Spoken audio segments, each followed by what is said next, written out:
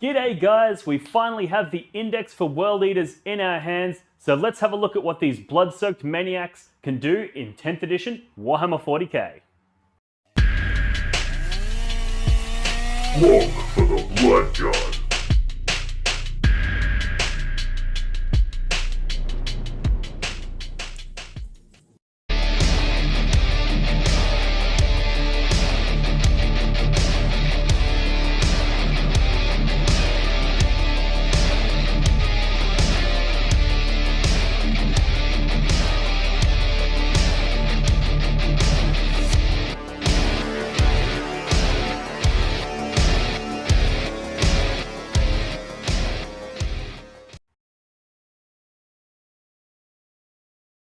Alright, last but not least, let's have a look at the big dog himself, the Khorne Lord of Skulls. Now this guy is a massive toughness 13, and he's got a huge wounds characteristic to boot. This guy is going to be very difficult to shift, especially when you factor in that in the new World Eaters data sheets, we have access to neg 1 damage, and we have access to a 6-up feel no pain save. So he's going to be really, really tough. All of this guy's weapons, both in melee and shooting, do significant damage as well. So I'm expecting this guy to be quite expensive in points cost, just because he's got that flamer that's going to torrent and burn things to death with flaming blood or whatever. He's got the big cleaver that's going to be chopping away. He's going to be killing a lot. And that's going to benefit us greatly when we look at his unique ability, which is that in the start of the battle round, when you go to make your Blessings of Khorne roll, you get to modify a number of dice equal to the number of units that he killed in the previous battle round by +1 or -1 on your Blessings of Khorne roll. So basically you roll your 8 dice, and then you go, cool, how many units did he kill last turn? I killed 2? Cool. I get to pick 2 of those dice and increase or decrease them by 1. Now, when you factor in that you can also re-roll all 8 of those dice if you take the enhancement for re-rolling your Blessings of Khorne, and you can reroll individual dice based on the number of berserkers or jackals you have on objective markers, you're going to be able to go, cool, I'm going to roll all 8 dice. If I don't roll enough 6s, say you roll 1 or 2 6s, you'll keep it. If you don't, you're just going to reroll the whole lot, see how many 6s you roll.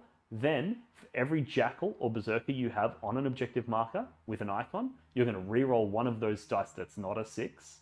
Then, any 5s that you roll, you're going to use the Lord of Skulls to turn them into 6s. The probability of you getting 3 6s has just gone way up.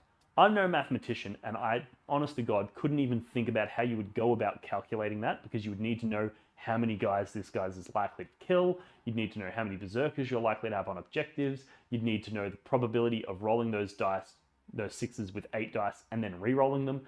There's a lot of factors to work in there, so if any of you guys feel like digging through the maths codexes and figuring that shit out, by all means, let me know in the comment section below what the probability is, but I'm tipping it's high. I'm tipping it's probably around maybe 30 to 40% likely that with all of that involved, you're probably going to get 3 6s that you need to resurrect Angron. So I can see lists definitely containing a single Lord of Skulls, Angron, a bunch of berserkers, a bunch of jackals, and that's the list. And that way you're basically going to be able to use Angron hyper aggressive, because you know that he is going to die, because your opponent has to deal with him because you're throwing him into him, but he's also going to come back over and over, and every time he comes back at full health, and that's going to be just a pain in the ass for your opponent to deal with. And the Lord of Skulls itself is no waste of points. You know, he's going to do significant shooting damage, significant combat damage, and he's tough as hell as well. So this means you've got 2 super tough elements on the tabletop that are going to be able to do serious work. So I really like the Lord of Skulls. I think it's a beautiful model. It's really cool. It's very unique, and it's very Warhammer. You know, like there's a lot of units out there, like, you know, the Tau Riptide, for example, that doesn't really scream Warhammer to me. It's, you know, it's not silly. It's not over the top. It's just sort of a bit of a Gundam suit, or, you know, some of the guard tanks. You're like, yeah, cool. It's like a tank, you know. Whereas this is like, you're saying it's a demonic lawnmower with a fucking big axe. Like it's a vehicle that holds an axe in a hand, but it's a vehicle. But it's got these tanks of blood on its back, and it's got these tank tracks, and it's like, it's just the most fucking ridiculous thing ever.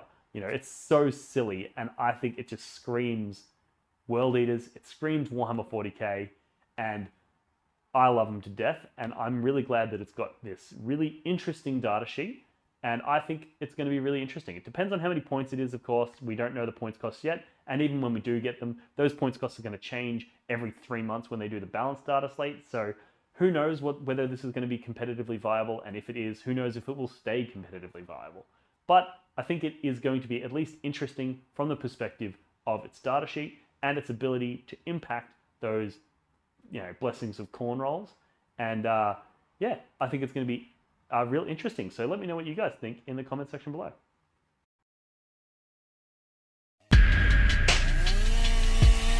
Look for the blood god.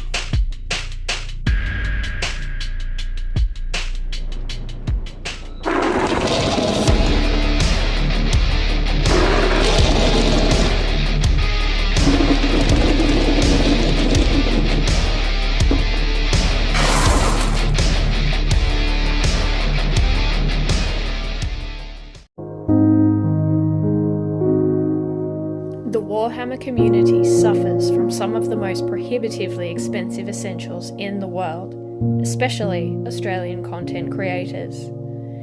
Every single day, Dean wants to create content, but he can't. Suffering from old, worn-out brushes, expensive model kits, and costly software and equipment, he can't endure much longer. Just look at this dirty paint water. Would you drink this? Would you let your child?